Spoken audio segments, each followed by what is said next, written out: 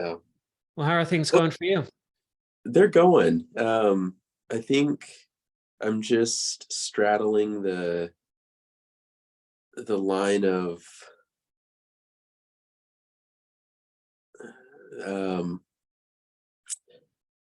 it's all going so well that I just don't know where to spend my time. Like this podcast stuff, I reached out to 5 people who I thought, okay, these would be like ideal people to get on the podcast, and it was just like you said, they're all like, oh yeah, sure, I'd be happy to.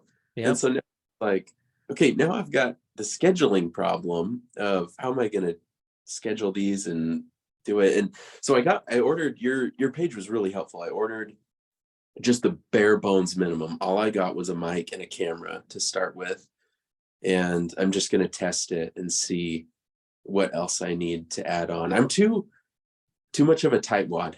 So um anyway, so it's good. I've got some really good people lined up, and it's just amazing. Um the content I'm putting out on LinkedIn, I feel like is just getting so much more traction than I thought it would. But I think it's just because there's this void. No one in my space is really talking about this, that people are just, so it's really good. Um, really good stuff. So I yeah, realized one thing I need to add to that page is because you brought up scheduling. yeah. So I use Calendly for everything. Do you have something like that? That's what I've been using. Like been using is in like just one-off calls that I have. I'll just Mhm. send them that. But I haven't coupled it because the other problem too that I don't know how to do is right. Eventually, I want my own standalone business, so I want to be able to have everything in one spot. So I feel like some of these early decisions play a role because I want to sell my podcast $1 an episode, and so I want it hosted on my website. And so it's like just getting everything wrapped up because I signed up for ConvertKit, Mhm. and they give you the landing page, but that's just like to sign up for the newsletter. Yeah. And so finding a way to bundle it all without, I don't know, and maybe it doesn't make sense to do that because it hasn't happened yet. So I don't know. Yes, I use Calendly for all my scheduling and I love it. I know there's other calendar software out there that does pretty much the same stuff, but I love Calendly. And you can run multiple accounts and different calendars and everything. They keep Okay. making it better and better. So I really Okay. love using it. But That's I use great. that for all the scheduling because it's just so easy for guests to just look at your page and pick a time that works for Yeah. them. Yeah. When you did, I noticed you said you use Zoom for your podcasting. Hmm. And I guess that kind of surprised me, not in good or bad. I was just like, oh, I didn't even think about using Zoom. How do you do just a default split screen? Like when I watch your YouTube videos of Published Author, it's like perfectly split and there's no picture in picture. Like, Yeah. So if you look at your Zoom right now, you're on your phone though, aren't you? yeah, Yeah. Okay. So if you're looking at the desktop, and I don't think I can, let me see real quick. I I can might be able Published to. Author for my random questions. No, I was gonna, let's see. Let me see if I can take a screenshot and show you what I see. Where's my screenshot button? I thought, oh yeah, I got a new keyboard. That's why it's missing.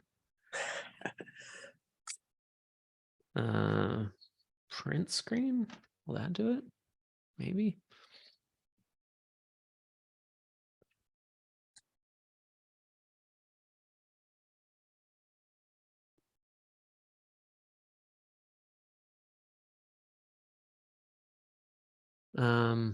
Okay, I'll just have to explain it. uh, on the desktop, when you're looking at your Zoom screen, up in the upper right corner, there's a little thing that says view and it's got like a grid. It looks like a Okay. little Rubik's Cube. Uh-huh. And if you click on that, it's got 3 different view options. It's got speaker, gallery, and immersive.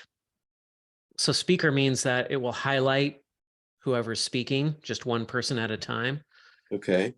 And then I don't even know what immersive is, but gallery is the one that you choose. That will show both people. It'll show everybody. But if you only have two people, then you just get a split screen. Okay. So you just switch it to gallery and then you get the two people on there. Okay. That's it. Perfect.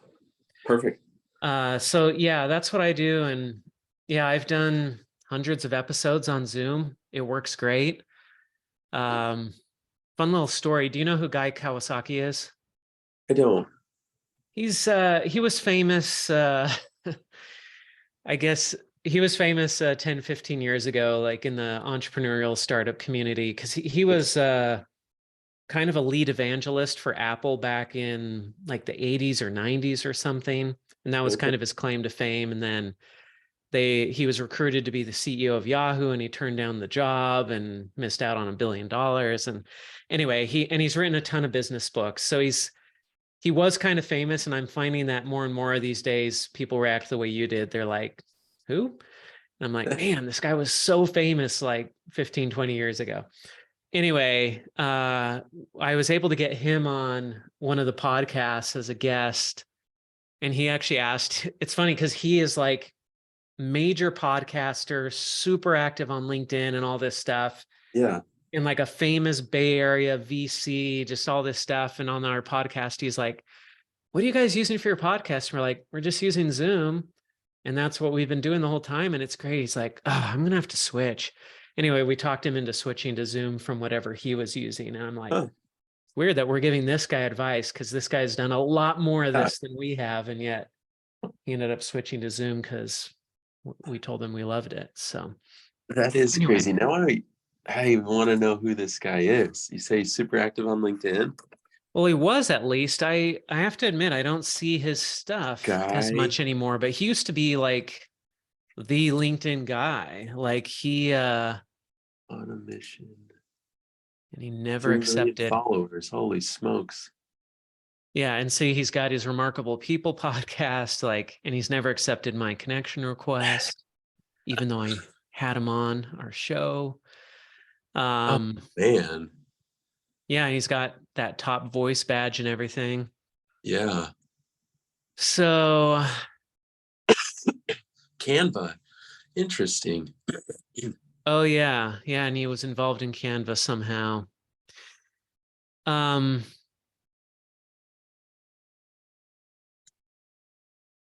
Yeah, chief evangelist. That's kind of what he is. Like, he's a brand ambassador. It's like he doesn't really seem to run any businesses. It's kind of like he just is the face of a bunch of businesses. I mean, he's kind of like Paris Hilton. He's famous for being famous.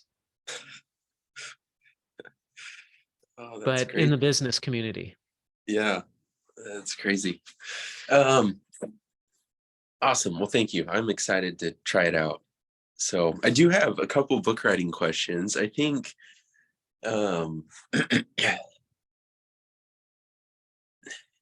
to me, there's so many fine lines as I write. There's this fine line of everything I read professionally is a textbook, right? Like engineering, but I don't, so my audience is naturally bent that way as well, right? Well researched, well thought out, but at the same time, the book itself shouldn't be a textbook. So I'm just straddling, okay, now I've spent all this time podcasting or trying to get geared up to podcast, but I also believe wholeheartedly I can't do both perfectly. So do I just put the book down for 6 months, get enough podcast stuff, and then go back and write? Or I don't know what the right answer is for you, but one thought is, I love this concept of a book parking lot. Have we talked about this before? I don't think so. It's somewhere in that 400-page workbook. But the idea behind the parking lot is it's just a Google Doc or a Word doc or whatever, or a notepad. And it's just where you write down ideas. So it's like you're in the shower and you're like, oh, you know what? I need to put this in my book somewhere. You put it in the parking lot. You don't know where it's going, so you're just putting it in the parking lot for later. Okay. And the parking lot's great because you can check stuff off and you don't have to remember it, and it doesn't keep bugging you because you're like, no, I got that in the parking lot. Or if you forget, you can always go back to your parking lot and be like, oh no, there it is. I got it. Yeah. So it's handy that way, and you'll find yourself coming up with more ideas if you have this parking lot doc or notepad or whatever. Yeah. But the other great thing is you can take off and do other stuff like this podcast and say, hey, I'm going to do the podcast, but I'm going to have this parking lot there. And if stuff happens with the podcast or if I have ideas, I'll just stick it in the parking lot. And then I know that I've got it for later. So I'm Okay. not going to miss out on anything. I'm not going to Yeah. forget something. And for me, that really gives me a lot of peace of mind to have that parking lot set up somewhere, Yeah. because I can just check stuff off. And then sometimes some stroke of inspiration will hit me, and I'll go to the parking lot and there's some note or something, and I'll just start writing about it. And I don't know where it's going still. And I'm just writing my thoughts out about that one item that I have in the parking lot. Yeah. And sometimes I'll write a couple of pages that way. And I'm like, hey, well, I just did a bunch of work on my book. Yeah. And so I like having that parking lot around, Mm-hmm. because because we all have these great ideas all the time. And then if we don't write them down, we forget them. And later on, we're like, there was something I was going to put in there and I can't remember what it was. And Yeah. that parking lot will just save you. I actually have, so for one of my books right now, I have, um, this is actually for a fiction book that I'm working on, but I've got this parking lot set up in Google Docs here, so I can just Okay. pull it up on my phone anytime.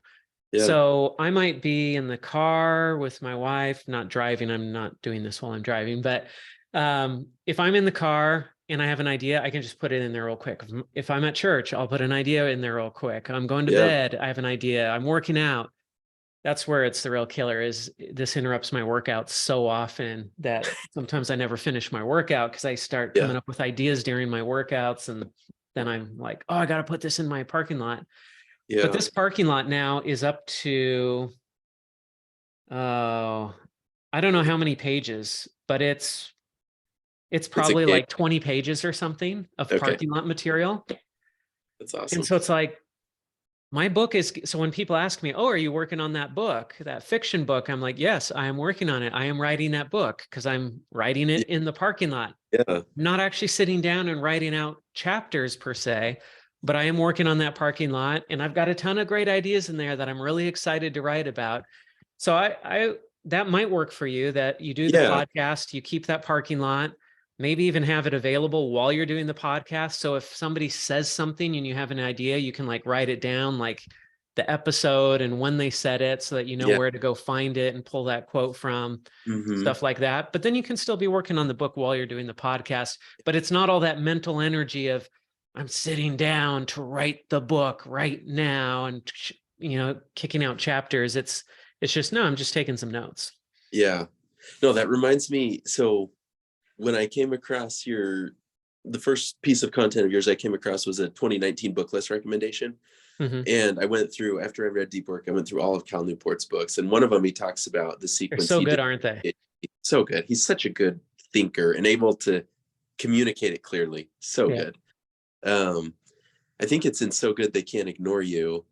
He talks about his lit review Bible, basically.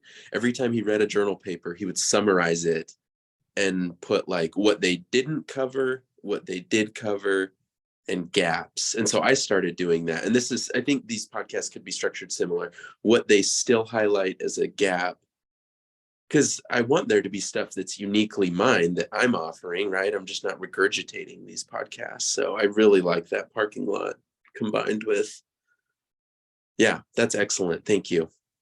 Yeah, I like the parking lot. Ryan Holiday has something similar, but he uses note cards. Okay. And so when he has an idea or he finds a quote or something, he'll write it down on a 3x5 card and then put it into a box that he has specifically for that. I actually bought one of the boxes that he recommends. It's like this huge, it's not like a little card carrying, it's like a big box for cards. And I just haven't been able to do that way. It Yeah. just doesn't work for me. I I like reading about his system and it's interesting to me, but it's just not the fit. I like this Google Doc better.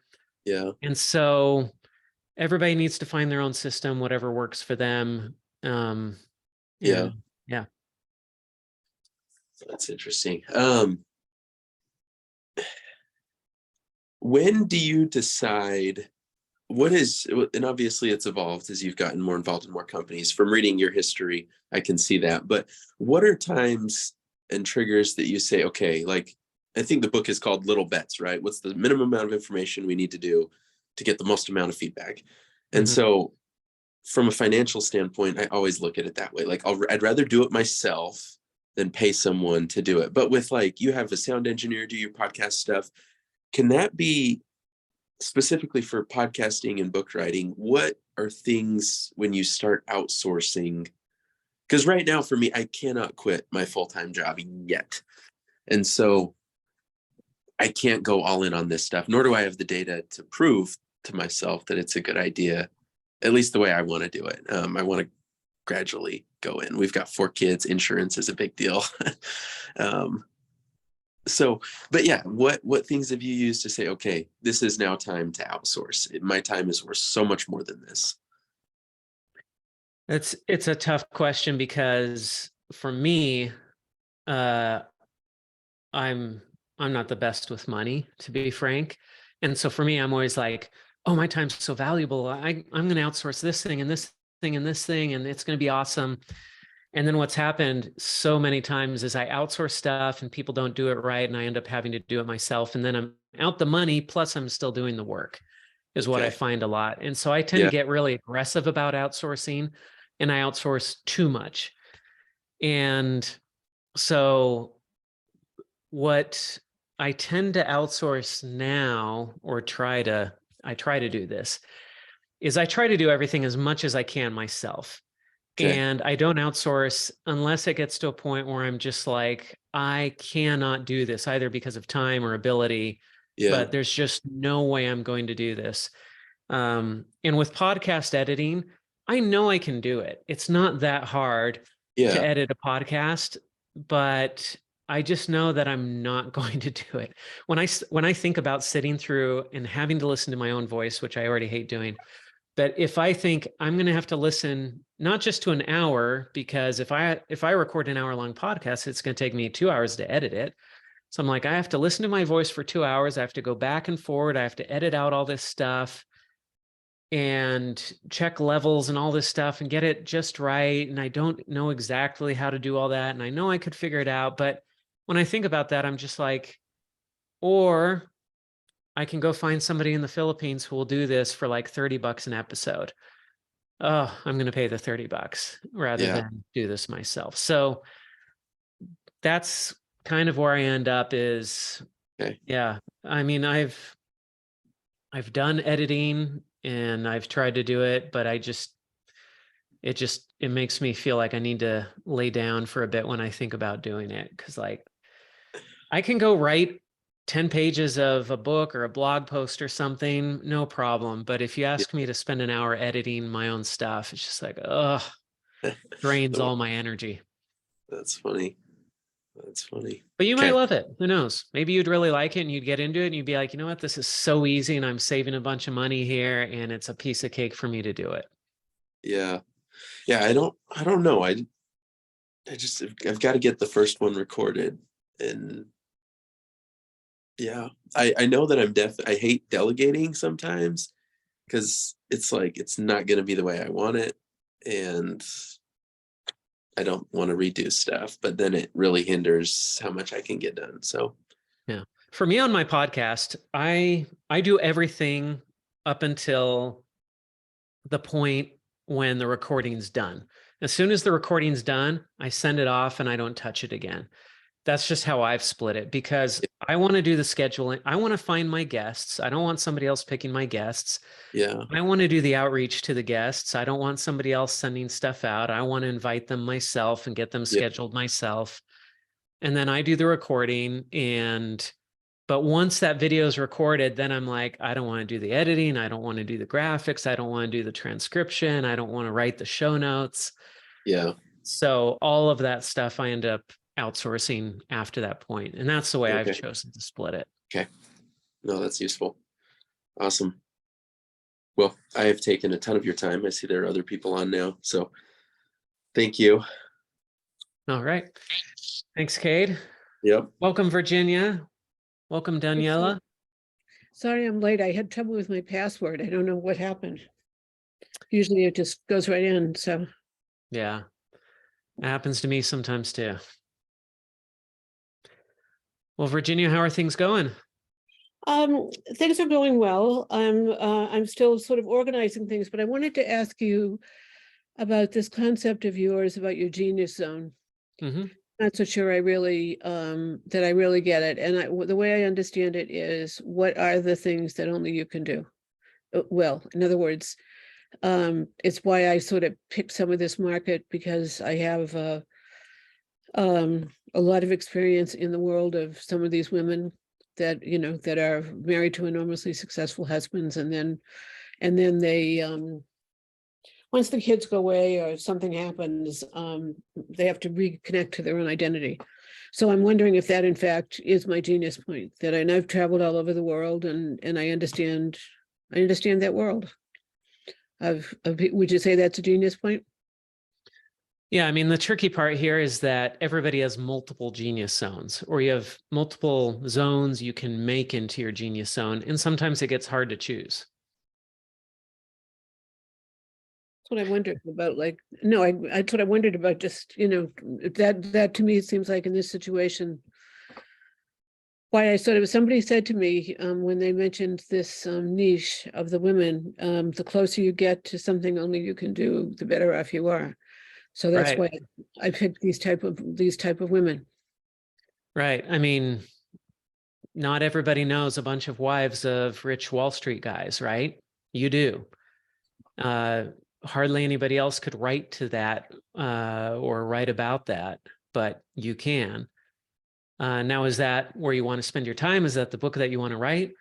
That's a different question altogether. But the fact that this is a book that you are uniquely suited to write, or a topic that you're uniquely suited to cover, that really does turn it into a potential genius zone. But then the next question is this really what I want to do? Well, and the other thing is, it's not just Wall Street types. I lived for a long time in Naples, Florida, where they were all there, you know, all the wives of all kinds of those different, you know, men from different industries. And even just women in that category that weren't married, you know, that they, so that's, you know, that's how that came to me. And now one of the things I'm doing is I've been studying my competition, Mm-hmm. and I didn't, you know, I didn't realize how many people have been doing this for a while. So I don't know if that's going to be, you know, going to be a real issue for me. Mm-hmm. You mean competition in terms of other people writing about the same stuff you're thinking about writing about? Yeah. Yeah. And they've done very, very well. Mm. And I got an email today about that, you know, women over 50 are now some of the biggest, there's a biggest group of them becoming entrepreneurs, you know, that's, you know, that's a big group Mm-hmm. for that. And Yeah. I mean, there are two ways to look at this. You could look at that and say, a bunch of people are already covering what I want to cover. They're doing what I want to do, and I want to go find something that nobody's done. That's a viable route. And you just niche down, you make it unique, you choose some angle or subcategory within that space. That's one option. The other option is to say, yeah, I'm going to write the same thing that a bunch of other people have done, but I'm going to do it my way. And there are people who will like my way better than any of the other ways that it's been done. For example, personal finance is a topic that has been covered a million times by a million different authors. And yet people are still coming out and writing new books on personal finance and becoming huge celebrities because they wrote a new book on personal finance. And so you've got Dave Ramsey, who's kind of the old guy in this space right now. But then you've got Ramit Sethi, who came out several years ago and was kind of the personal finance guy for millennials. And in 10 years, there'll be a personal finance person for the next generation that's coming up. Every generation has to have their own personal finance guru, and then they go through life following that one person. So there might be a lot of people who are covering the same topic that you are, but they're not going to cover it the same way. And somebody might read one of those books and say, I don't like this book, but then they read your book and they say, oh, I just like the way she writes better. I just like what she's talking about better. And so there are people who will be impacted by your book that wouldn't be impacted by any of your competitors who are out there. So on the one hand, I would say don't worry about competitors. On the other hand, I'd say if you feel like niching down and finding a different angle that separates you from your competitors, that's fine too. As long as it works, it works. That's sort of where I am right now. And what I'm doing now is I'm studying a couple of these competitors that are the top to see what in fact they are doing, so I can decide how to tweak it and either make it different or do it better. That's just what you said. I mean, that's kind of where I am, but I wanted to be sure that that's like that's the area of genius. Mm-hmm. Yep. Well, does that answer your question fully? Yeah, no, it does. Yeah, it does. Thank you. It does. Okay. Daniela, did you want to go? You went off camera, so maybe you're taking a break.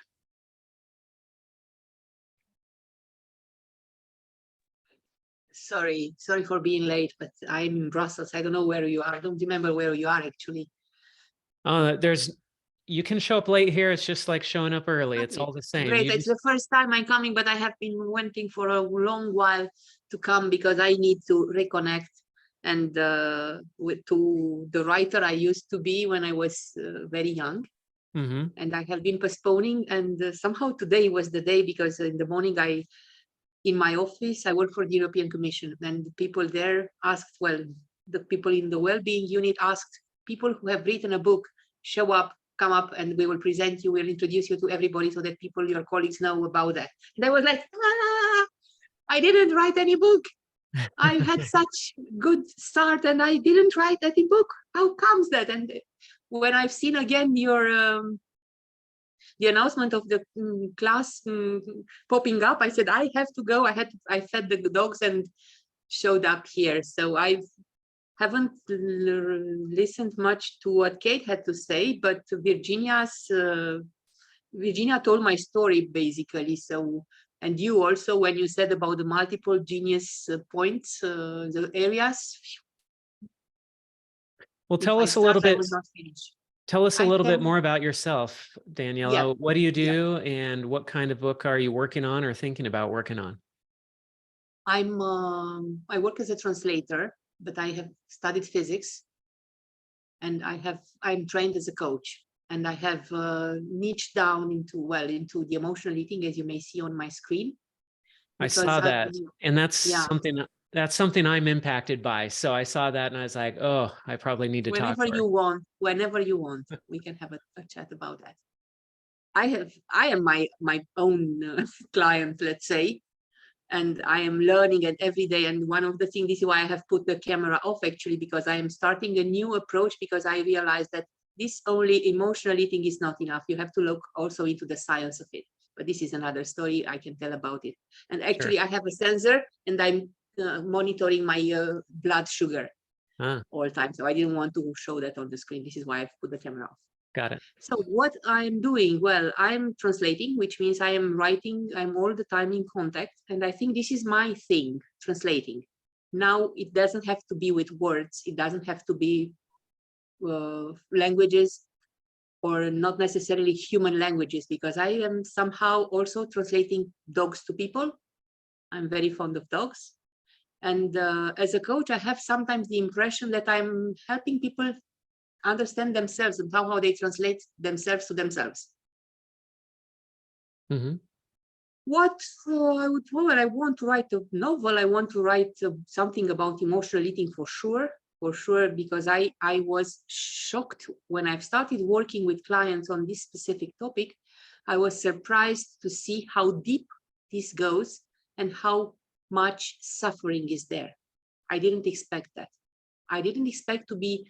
This is why I have started to try in constellations, because all these family things seem to have a very important role in what eating means for people and how people eat. So emotional eating definitely has to do also with family and how things, and there are family stories about eating, and people cannot think, even the most intelligent, the better, those who had high studies, they cannot figure out a way. They figure out a way out of their story of eating. So, well, this is. And now I am supposed to write a paper. I am studying also ethology and human-animal interaction and dogs, particularly. And I am supposed to write now the final thesis. And I thought this was a good opportunity to also have a book about dogs. So it will be a version for the university, and I will translate it immediately, or even in parallel. I will make a more palatable thing for humans, for people just who are interested in rescue dogs, and how to live with rescue dogs, so that can be used by normal people, but also having there also the science of it as well. I'm very fond of science, and I always try to stay close to science.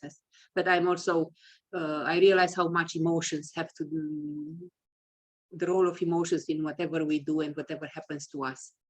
So I'm trying to have all this. This is a cat. I'm also translating cats. Yeah. So this is where I am. I have started. I'm now taking notes. I'm writing notes. Mm-hmm. And at some point I will need to start writing. And I'm also very fond of relationship, and I think it's also one of my genius zones. So your book. There will be more books to be written. I don't know in which order finally, but I think I am at that, on the starting block right now. And this evening, I don't know how I got here, but I got. And So with your book about dogs, what would be the angle? What exactly about dogs would it be about? It will be about rescue dogs and how people can live with them and understand them and have patience, and also how people could, because this is a very emotional thing as well. And for I don't know how the angle would be.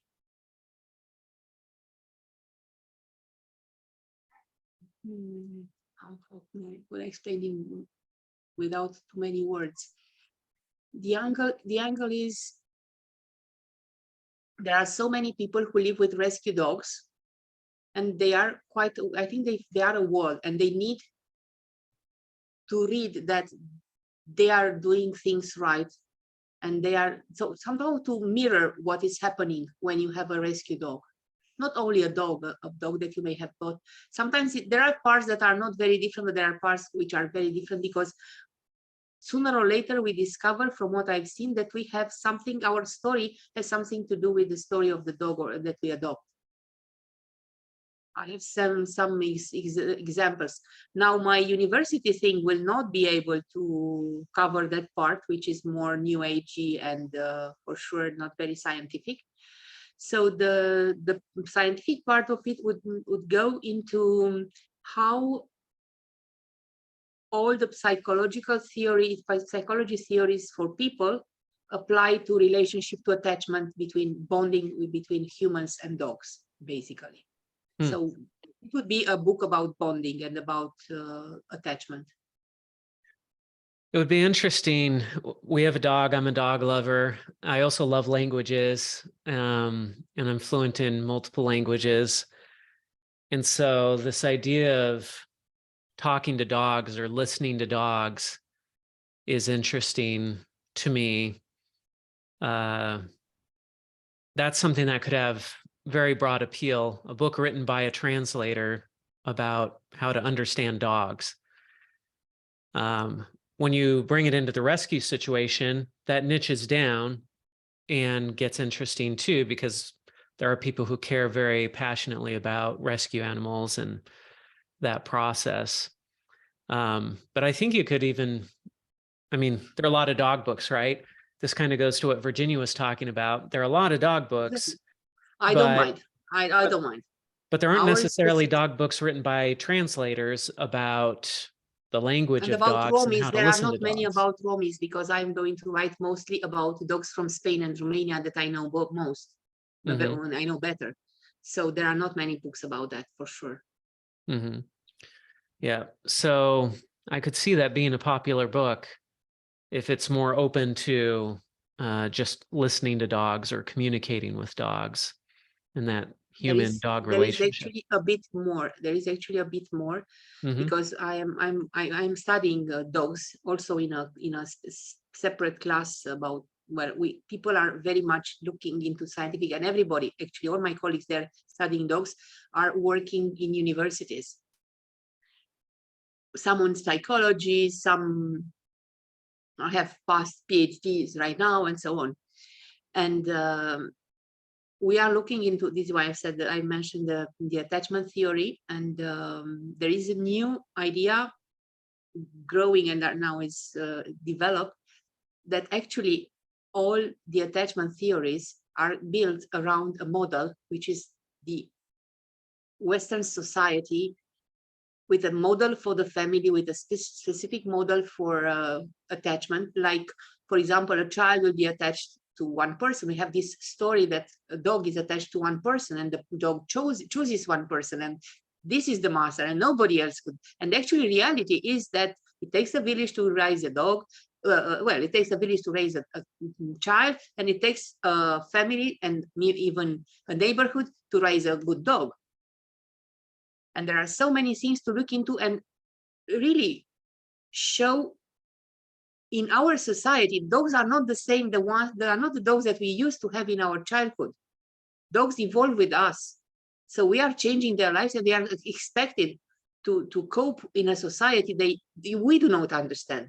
And we expect them to do and to behave. And we expect much more from dogs than from people somehow. So it's also a book about people and what they are doing with their lives and with what they are doing with our world. Cool. So who's your target audience? Well, for sure, adoptants, people who are interested in what we are doing to animals in general. For sure, I will not. This book will not be very much loved by some vegans, because somehow it's not that I'm very fond of the idea that eating plant-based and so on, but there are some differences in what I'm doing. But I'm not looking into vegan people, but I'm looking basically to people who understand that we will not be able to rescue all the dogs, but we have to do the best we can. Respect. So my target would be everybody in care professions, everybody who has ever adopted a dog and thought of adopting a dog, and everybody who is mindful that humans can do much better with animals in general, not only with dogs. Gotcha. And so have you started working on the book? Do you have an outline? Have you written any part of it, or is it just in the idea stage right now? No, because it's new. I had a different topic for my thesis, and I have realized I could not do that. It was basically about self-care in veterinary care professions, because you may know that vets and in general people working with animals in a care context, they have suicide rates up to 4 times higher than normal population. Interesting. Wow. And burnout the same. So burnout in animal care professions, it's even higher than in human care professions. Interesting. And why do you think that is? That is a PhD topic, I would say. I thought I could do it in 40 pages, which is my paper. I cannot. I feel like I would like to write more about, and then it is another book at some point if I will live enough to write all the books that I want to write. But so this is why I've changed to this topic that I think I know much better, and I have things already in my mind. I just have to put them on paper and start writing. I think this is something that can be done by June or so. Because Great. anyway, I have to present the paper in July. So then my idea would be for sure to write whatever I want and then separate, choose what is for the more scientific part and leave the whole book. It will be anyway, the scientific part will be published immediately, because we decided to publish it's the first master we are the first generation of this master degree in ethology, and we decided to publish everything. All the papers we write will be published on the university, the site of the university. Everything is in English, so it will be a lot of good access to the papers. My colleagues work with horses, some of them work with cats. So we have a lot of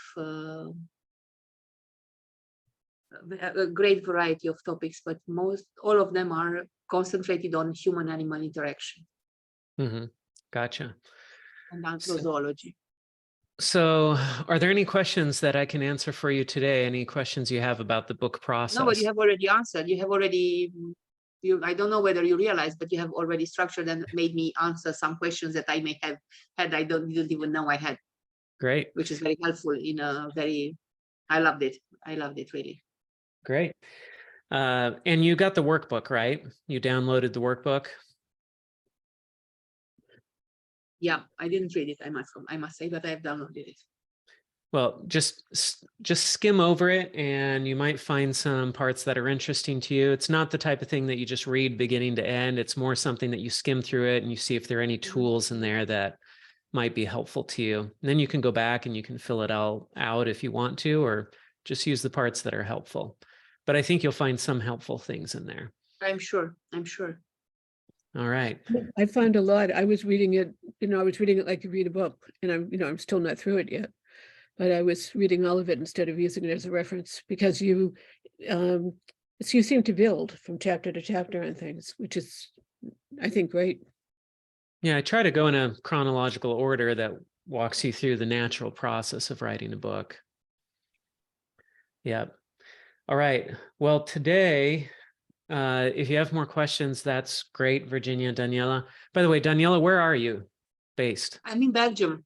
Belgium. Is that where you're from, or? I'm Romanian.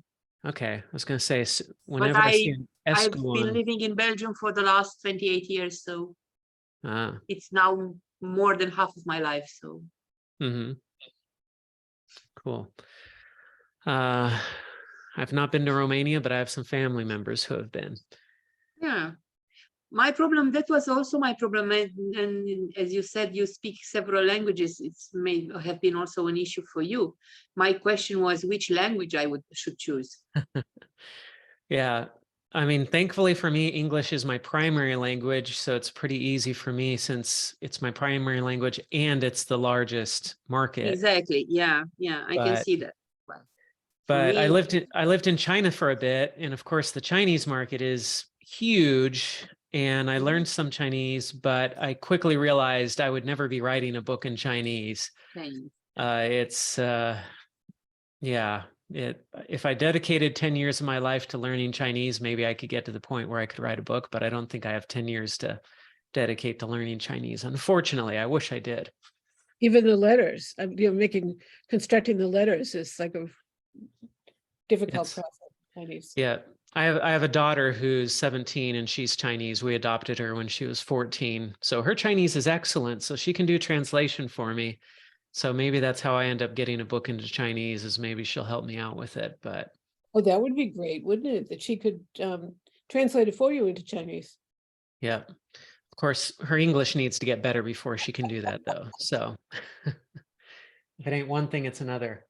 Well, someone mentioned a minute ago, cards, index cards. I have something that I used to use as my daily thing. It's a small, they call it a briefcase, a portable briefcase. And it's, you take cards as a place in here to keep cards in the days when you used to have business cards and stuff. And anyway, it's handy. Mm-hmm. So, Virginia and Daniela, today we talked about having a work session where we actually work on books together or do something on our books. And so I don't know what your plans are, but my plan is that I'm going to use up the next hour to just work on one of my book projects. And so I'm going to go on mute. You can go on mute. If you have a question that comes up, I mean, if you don't want to stick around, that's totally fine too. But if you want to stick around and work on your book, and then if you have a question in the middle of that, you can just unmute and say what your question is. And we're all just going to work on our books if you're going to stick around at all. I understand. No, I think this is what one of the reasons I joined, actually, because I thought, well, and, even late, because I thought, well, I may have missed the discussion, but I will be there for the work. I know it's very uncomfortable for me, and I need a lot of discipline to sit and not go and do whatever other things, because doing the dishes looks like fascinating thing right now. I think we're Right. all that way.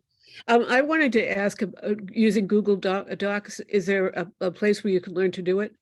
I mean, is it something that requires special knowledge, or is it just you open up a program and it's all there? Well, do you know how to use Microsoft Word?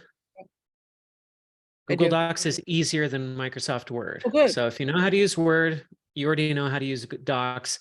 I mean, some of the buttons are a little bit different, but it's basically the same thing, except I think simpler and better. Okay. And I like the fact that you said it can be multiple people can contribute, and I think that's huge. Yeah. One of the great features about Google Docs is the collaboration features. In fact, here, I'll show you real quick how great this is. I just need to find a doc that I am allowed to share. Let's see. Well, here's the workbook. So for example, I've got, in fact, I think there are some comments in here. Okay, so here's my wife. My wife is my best editor. So I'm working on the Published Author Workbook, and so I'm typing stuff in here. I've got my outline on the left, and you can get this outline view by just going under View and Show Outline, and then it will give you... Oh, wow, so you can keep it right there.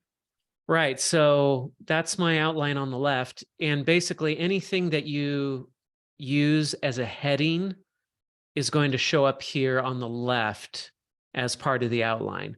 So if I took this normal text, your ISBN here, and I turned that into a heading, then you see right there, it just popped up as an item there.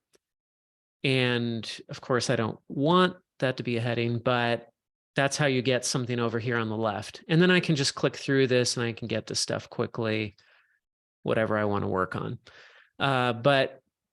So this collaboration feature is, let's see. Okay, so for example, here, my wife was reading through this, and so you can just add comments, and you can have 50 people working in one document together. It's great. And so she can select this part here, and well, let me show you how it works on part. So if I want to, let's say I read this paragraph and I think there's something wrong with this paragraph, or I have a suggestion for this paragraph, I just select this paragraph, or I can select just a couple of words or whatever I want. And then this pops up over here on the right. And I never use these two. I just use this add comment one. And then I can go in here and I can just type away and add a comment about that. And then the document owner will get an alert saying so-and-so left this comment in your document, and then the owner of the document can respond. If you're working with multiple people in the document, then you can type in an @ symbol, and then you can tag somebody, and then it will send a message directly to them saying, so-and-so wants you to see this message about this comment that they left in the document.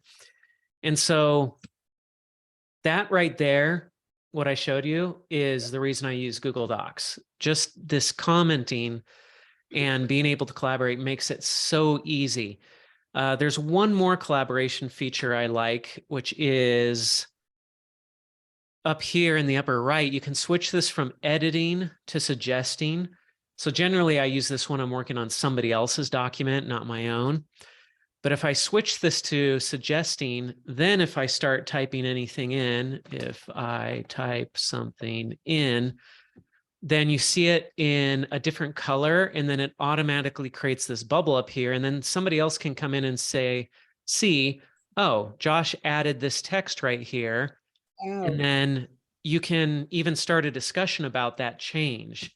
So this way I can go edit my client's work, and I can leave comments and edits, and they can say, I disagree with Josh. I'm going to reject that suggestion, or they can hit the checkbox and say, okay, I accept that suggestion, or they can type back to me and we can have a message going about it.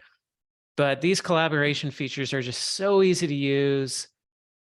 It is just a game changer for me. So now Word has tried to catch up with Microsoft 360 or Office 360 and everything, but I really like Google Docs. I find it's superior, and I haven't found any reason to go back to Word. So since I started using Google Docs, I just don't use Word at all anymore, unless somebody sends me a Word doc and forces me to. So you use it in all, you can use it in all things, not just your writing. Wow. Right. So I use it for all sorts of different things. I mean, I have project management docs that I have in here. I mean, for example, here's my PR firm, and I have all of my PR clients, and I'm managing, you see all these comments on the right. Yep. And so this is how I'm doing project management with a Google Doc. And it's really handy because I can tag people in here and assign tasks out to people on my team, and makes it just really easy to keep track of things. I use it for reference. So here's my whole PR firm. These are all the different docs that I use to run the business. And so I'm using it for all sorts of stuff. People send me articles. So when I'm doing PR for clients, I'll have my writer send me a Google Doc article. And then it makes it really easy, because if I have an edit, I can say, oh, you know what? We can't include this quote. And then I can just type back to them and tag them, and then they can change that. And we never end up with multiple files. You never have to ask who has the most updated file, because there's only one wow. file. So it's changed on everybody. You can change it for everybody at the same time? Right. So if I share, let's go Almost, back almost. to, It's not real time Google Docs, but it's quite fast. right. The delay is half a second, so it's virtually real time. But this is the It's published that author fast right workbook. now, because it used to be a bit slower, because there was another one, but that one changed. There was another one, it was really in real time. You could see, we were typing together, we could see each other what we were typing. But that one is now related somehow with Dropbox. It's so complicated. It gets very complicated to work with that. Yeah, with Google Docs, you do see real-time typing. So if you were in this doc with me and I'm typing here, you'd see it as I'm typing it. It might be delayed half a second. It was not like that a few years ago when I started using it. Yep, it's great. I love the program Great though. now, yeah. And is it already on my computer? I have a MacBook Air. If you have Gmail, then you have access to Google No, Docs. no, I have Gmail. I have Gmail. Yeah. Yeah. Yep.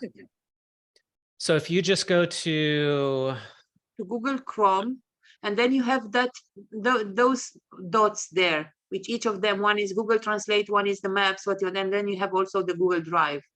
Yeah. Should Or I if go you to could, Chrome or when if you I go look- to docs.google.com, that will take you there Oh, too. exactly. Also, yeah. docs.google.com. Yeah, that'll take you straight into Hey, Google Docs. that's my new thing to learn about. Yeah, it's really simple once you get to, once you get an hour or two of experience, you'll say, oh, this is easy. And the time it saves, that's what, you were just showing me, to be able to, get everybody on it. Wow. Right. So when I was writing 60 Days to LinkedIn Mastery, I put a message out on LinkedIn. I said, hey, who wants to help me edit my book? I got 60 people who responded. Really? If I had sent out a Word doc to all 60 people and then they made edits and sent it back to me, I would still not be done incorporating all those edits. It would be a nightmare. So I just sent them a link to the Google Doc, and everybody went in there and they were adding comments, but then they could see the comments other people added. So if somebody else said something, they said, oh, so-and-so already said this. I don't need to say it because they said it. And sometimes people would get in fights with each other. Somebody would say, oh, you need to change this. And another person would say, I don't think you need to change this. And we'd have a great discussion. And then I could decide which way I wanted to go with that. Wow. But it was all happening in real time. And at the end of it, I just had one doc with everything. I didn't have to merge a bunch of different documents. That's unbelievable. Oh, It's yeah. it's like just a totally new way of working. Yeah, if Gutenberg could have seen this. Wow. Well, that's the way I'm going to go. Because I've been working on pages too, and that's not, Yeah. that's a lot. No, Google Docs is great. I mean, so as you're working on your book, Virginia, you can send me a link to your Google Doc and say, hey, Josh, would you mind taking a look at this? And I can just open that link, take a look. I can make some comments right in the doc. And then you'll see those comments. And it's just a very easy way to get feedback and provide feedback. And keep it all in one place. Yep. Thank Yep. you. That's a real tip. I have to respect the people who wrote books 60 years ago on typewriters or writing it out on notepads. And I just think, wow, those people, that's real writing. It's so easy now compared to what they had to do. That's what Wayne Dyer used to write everything on a yellow legal pad, and then Yep. he'd send it to someone and they'd type it up for him. Can't imagine. I don't think I would be an author if that's the way it still was. It would just be so hard. I don't know. It's harder when you look back knowing what's possible today because it's so easy. Back then, of course, they didn't know how easy it was going to be. Well, My mother says that this was easy before and now it's complicated. She used to be a typewriter. She was a very good typewriter, and she says she already got almost I don't know, kicked out when electronic typewriters, writing machines appeared. So a computer, she could never understand why you needed a mouse. Yeah, well, I can remember with jobs when we used to have at a typewriter carbon paper in between copies, and if you Yep. made a mistake, you have to clear them. You It have to was, clean all of them. yeah, Yeah. it was a pain And make sure that they fit afterwards when you put them back. to put them all Yeah. together. fun fact, I just learned about the woman who invented whiteout, and she became a multimillionaire off of that invention. But you've heard of the group from the 60s, the Monkees? Oh, sure. So, Around in the 60s. Yes, I know the Monkees. so that woman, her son was the lead singer in the Monkees. That was her only child. So anyway, fun trivia. Whiteout, wasn't it the whiteout nail polish initially? It was actually paint. She got the idea because she was working in an office building and she went out one day. She was a typist, and so she had to deal with retyping entire pages of stuff because of one mistake. Exactly. And one day she was watching some men paint window decorations for Christmas or something. And they were painting, and she noticed when they made a mistake, they just painted over it. And she thought, well, wait, could I just get some white paint and paint over my typing mistake and then go on my merry way? And so that's what she started doing. She started painting, and then she started messing around with the recipe to try to get it just right. And that's how she created whiteout. It was called something else before whiteout, but it was like Typer's Friend or something like that. But she created whiteout and had a patent on it and had a factory and everything. And then she sold it to some other company for millions of dollars. I love these stories. I love these stories. Yeah, it's just a great story. I Oh, mean, and it she was a- wasn't an entrepreneur until that came along, and she just had that idea and did something. And when she died, the singer from the Monkees was her only child. So she created a foundation. She had $50 million from whiteout. So she created a foundation, and half the money went to the foundation and the other half went to her son. That was nice. Very, very nice. But boy, that was a valuable, and I remember it did have another name. And then there used to be like also went from liquid to little pieces of white paper. It had Yep. evolution. And I can't, it did have another name and I can't think of it. Yeah. Isn't it something you used to use all the time? Yeah, I remember using whiteout all the time. And for writing, when I was writing papers by hand for school, I would use it if I made a mistake. There was this nice cartoon. There was a nice cartoon with a blonde who was using that for the computer on the screen. Yeah. All right. Any other questions before we go into our working together session? Well, a very, very maybe uncomfortable question, but Josh, you are offering this for free. Yep. How can we reward you for that? Because I don't understand how long for how long you are offering this? How would that become a more regular thing, let's say? Right. So I have 3 different tiers to how I work with coaching clients. This tier is free. Then I have another tier where I charge people, and it's for a mastermind group. So I get 10 people together and we work together over a year period. It's very structured.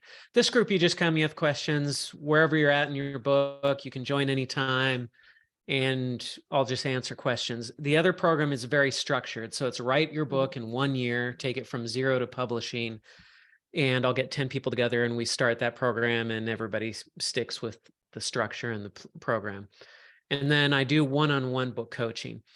The reason I do this group for free is I really want to get a lot more people into this group. My vision is to get hundreds of people into this free group. And then I know that some of those people are going to upgrade to those other programs. Yeah, for sure. And I mean, I enjoy this. So Anyway. it's, I just like doing it. But I just know that if I run a group and I have a couple hundred people in it, every once in a while, one of those people is going to say, hey, I want one-on-one help, and I'm willing to pay your exorbitant rates to get the one-on-one help. And then I'll become a book coach for those people. And there are other ways that I make money as well. But really, the biggest thing that you could do to help me would be to just tell other people about the group and say, hey, there's this. Yes, that was I am planning to do that. Yeah, I will do that. And just tell anybody who wants to be an author, say, hey, there's a free group where you can get coaching, and there's hardly anybody in it right now. So you can get a lot of attention. I was surprised to be only 3 people except you. So it was like, oh my God, this is a treat. Yeah.